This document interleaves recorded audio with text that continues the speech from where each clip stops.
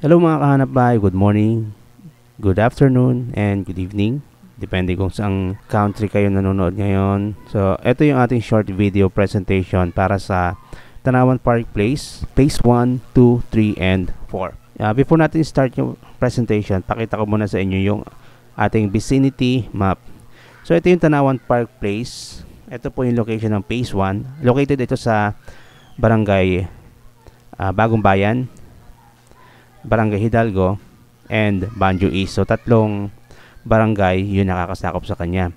So, ang Phase 1 and Phase 2 ay located sa Barangay Bagong Bayan, Tanawan, Batangas. Dito, ang mga available natin dito ay reopen na lang. Kasi sold out na po itong Phase 1 and Phase 2. Ang may available po tayo ngayon ay dito sa Phase 3 and Phase 4. So, ang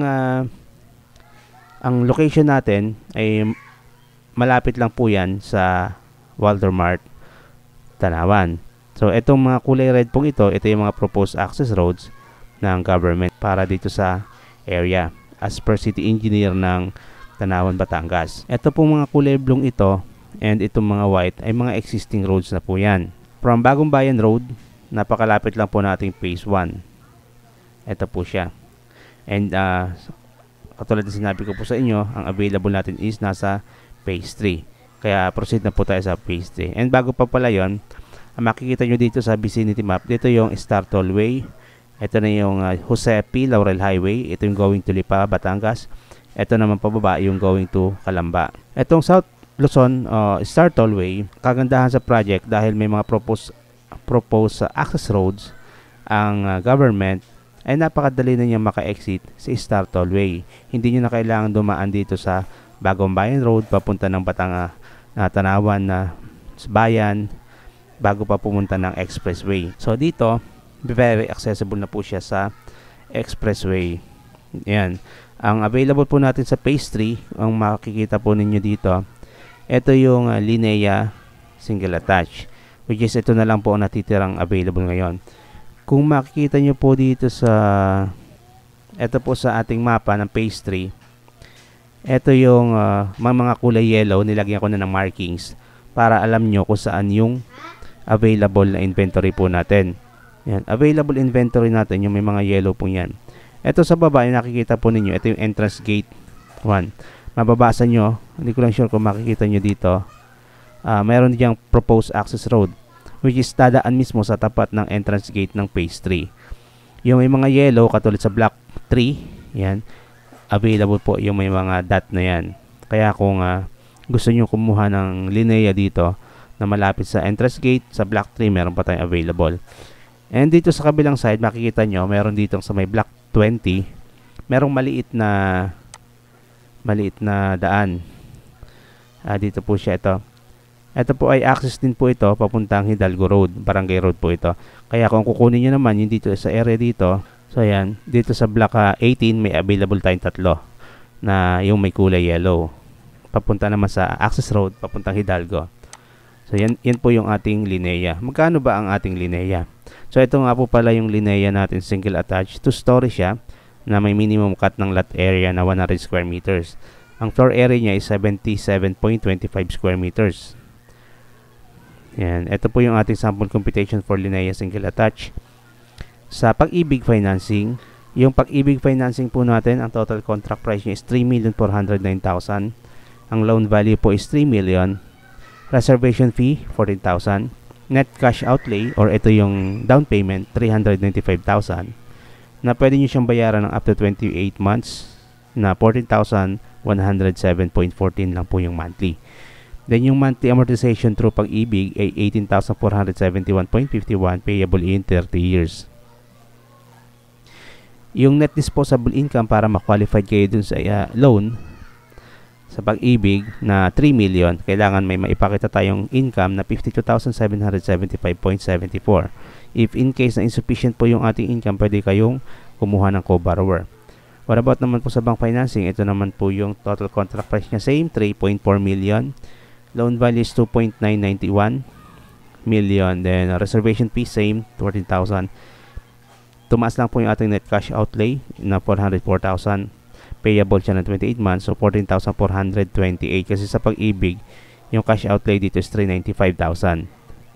14, konti lang naman po ang difference. Then sa 28 months nga is 40,000 plus din. Ang monthly amortization, ang good news dito sa bank financing is 30 years na rin po siya. 24,095.29 monthly sa 30 years. Ang net disposable income, kailangan meron tayong maipakita documents na kumikita kayo ng 80,317.64 monthly. Ito po yung ating Linea single attach sa phase 3. Kung gusto nyong medyo affordable, meron tayong available din naman na ibang model sa phase 4.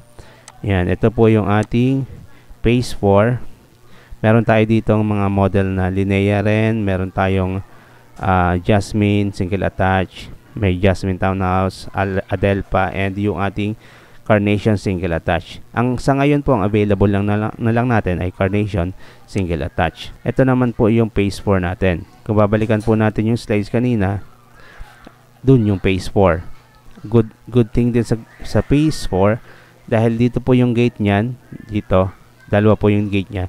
Dadaanan din po sa harap ng proposed access road. Kaya madali na rin po sa inyo lumabas. Kung pupunta kayo ng Banjo East, Banjo Laurel Road, malapit lang din po siya doon. Nasa siguro mga 500 to 600 meters lang to. Papunta na dito sa Jose P. Laurel, siguro mga 1 kilometer siya. Yan, mula naman po rin sa phase 3 hanggang Walter Mart, ito po ay 500 meters. Yan, tuloy ko po yung aking presentation sa phase 4. Yan, ang available po sa ngayon ng phase 4 ay nasa block 39, 40, 41, and 42 ng mga Carnation single attach. Yan. Ang 39 to 42, dito po siya located.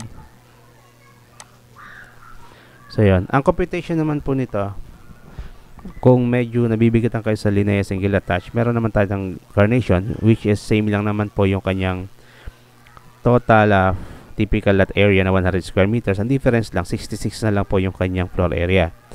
Ito po ay meron living area, dining area, kitchen, provision for 3 bedrooms, so toilet and bath, and a service area and a carport. Carport provision po ito. Total contract price 2,750,000.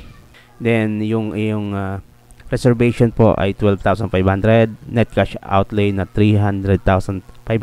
Payable in 24 months zero interest na 12,500 to 20.83 monthly. Then ang monthly amortization for Pag-ibig is 15,500.02 payable in 30 years. Ang net disposable income po natin is 42,871.50.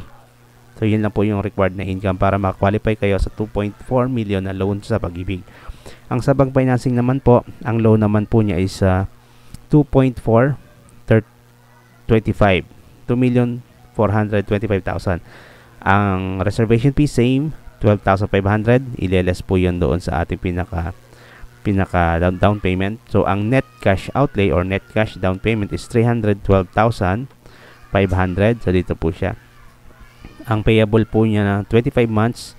Monthly cash outlay natin is 12,500 monthly for 25 months. Then monthly amortization sa bank for 30 years, 15,136.